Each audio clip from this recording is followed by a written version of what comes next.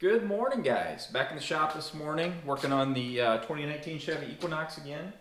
We're back. Our card filled up last night, so I ended kind of abruptly, but back this morning, and the plan of attack this morning, I've got the hood sanded down to 400 grit. We're going to go ahead and take that down to 600.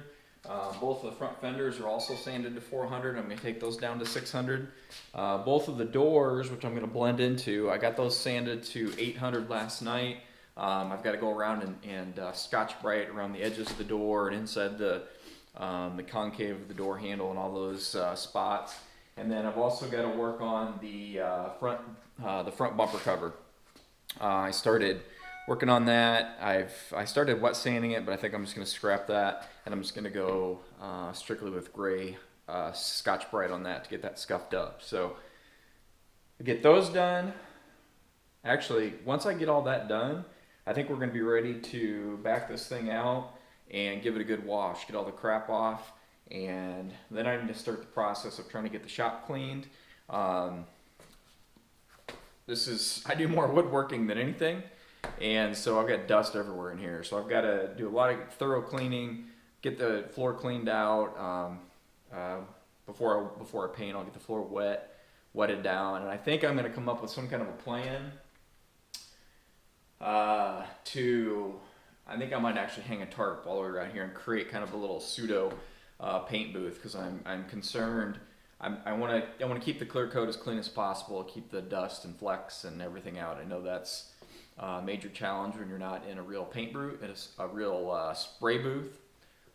So I'm gonna make the best of what I have here and see if I can't get this finished to come out pretty clean, so I don't have to do a lot of sanding and buffing and that sort of thing. So that's where we're at this morning. Let's get this thing going.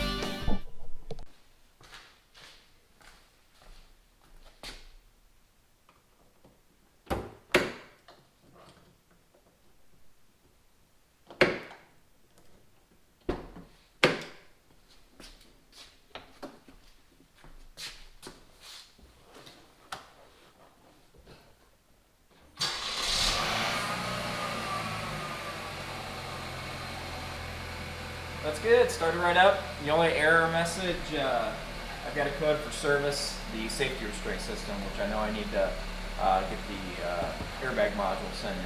So